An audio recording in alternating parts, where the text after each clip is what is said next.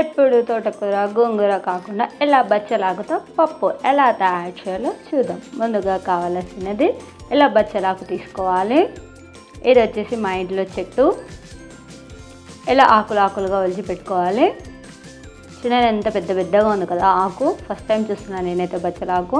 తర్వాత కందిబ్యాలు తీసుకొని కొద్దిగా వాటర్ యాడ్ చేస్తున్నాను. తర్వాత ఇందులోకి కొద్దిగా జీలకర్ర, కొద్దిగా పసుపు, కట్ చేసి పెట్టుకున్న 2 ఆనియన్స్, టమాటాస్ కూడా 2, వాటిని కూడా 4 పీసెస్ కట్ చేసి యాడ్ చేశాను. తర్వాత ఇలా బచ్చలాకును కడిగి ఆకును కూడా యాడ్ చేస్తున్నాను. ఉంటే మునగాకు కూడా కొద్దిగా వేసుకోవచ్చు. ఇందులోకి 1 స్పూన్ కారం యాడ్ చేస్తున్నాను.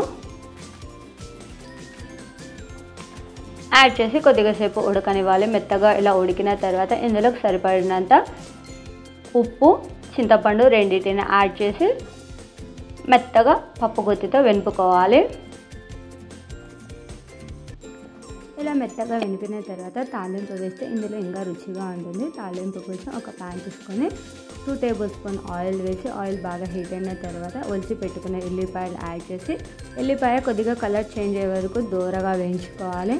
తర్వాత ఇందులో కొన్ని ఎండుమిర్చి, కొద్దిగా తాలింపు గింజలు వేసి దూరగా వేయించుకోవాలి. కొత్తిమీర, కరివేపాకు కూడా యాడ్ చేసుకోండి ఉంటే. ఇవన్నీ ఇలా దూరగా వేగిన తర్వాత మనం ముందుగా చేసుకున్న పప్పు ఉంది కదా, ఈ తాలింపు మొత్తం ఈ పప్పులో యాడ్ చేసి మొత్తాన్ని బాగా కలుపుకోవాలి. పప్పు మొత్తాన్ని ఇలా కలిపిన తర్వాత పప్పు అనేది చాలా రుచిగా ఉంటుంది.